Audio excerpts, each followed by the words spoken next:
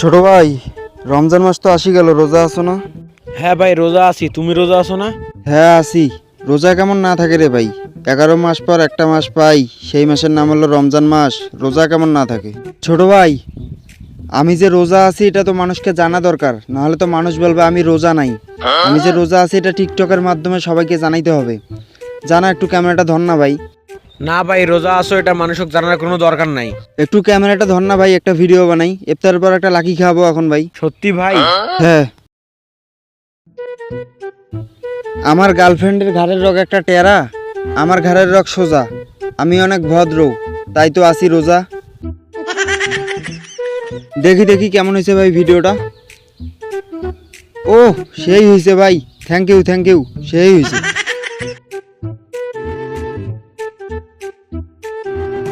দোষ আধা টাকাটা মুরগি বেশি চল, ওরে যে করে সিস্টেম দিতে হইব, চল। দাঁড়া, যা কিছু আছে বাড়ি কর।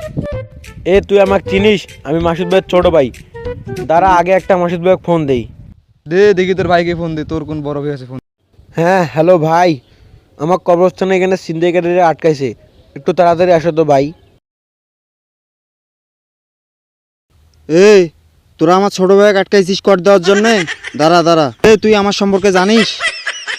তুই কে রে? তোর চিনার আমার কি আছে? হ্যাঁ, তুই আমাকে চিনিস না? আমার নামে একটা ফুল মার্ডার, 2টা হাফ মার্ডার, 3টা মাথা ফাটার মামলা, এইসব কিচ্ছু নাই। কিরে, তুই আমার ছোট ভাইয়া চটকিস কেন? ভাই তোমার নামে এইসব মামলা নাই, তুমি বললা কেন? তা তোমার নামে কি মামলা আছে?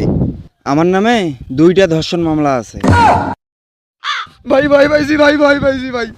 দোষ, ওই শালা মামলার কথা শুনি তুই ভয় পাইলি কেন? আরে বন্ধু শোন, ও যদি হাফ মার্ডার করতো, ফুল মার্ডার করতো, তাও আর আমি ভয় পাইতাম না। কিন্তু ধর্ষণের মামলা খাইছে, যদি আমার নিয়ে যাবার ধর্ষণ করে। তোরা তো শুধু আমার ছোট ভাই কর দিতে চাইছিস না? ধর, আমারটাও নেই, আমার ছোট ভাইটাও নেই, ধর। সাহস থাকলে নি ধর। না ভাই লাগবে না ভাই, লাগবে না ভাই, ভুল হয়ে গেছে ভাই, মাফ করে দেন ভাই, ভুল হয়ে গেছে। আয়, দেখছিস আমাকে দেখিয়ে কিভাবে ছাড়ি দিল? যে কোনো কাউকে বাঁচাইতে আমার নামটাই আনা, বুঝছিস? আর ধর্ষণ 2টা গোষ্ঠীর জন্য দেখছিস কি ভয়টা পাইছে, আব্বা আব্বা করে ছাড়ি দিল। যাই হোক, রমজান মাস আসছে ভাই, এখন ধর্ষণ টর্ষণ কি কোনো খারাপ কাজ করব না। আল্লাহর কাছে নিয়ত করছি একটা ফুলফিল ভালো হয়ে যাব। চল, রোজা আছি, শরীরটা অনেক ক্লান্ত হয়ে গেছে, বাড়ি যাওয়া লাগবে।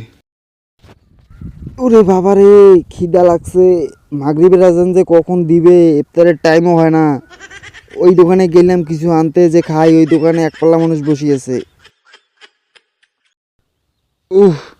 দেখি ওই দোকানে যাই, যাই দেখি ওই দোকানটা ফাঁকা আছে নাকি।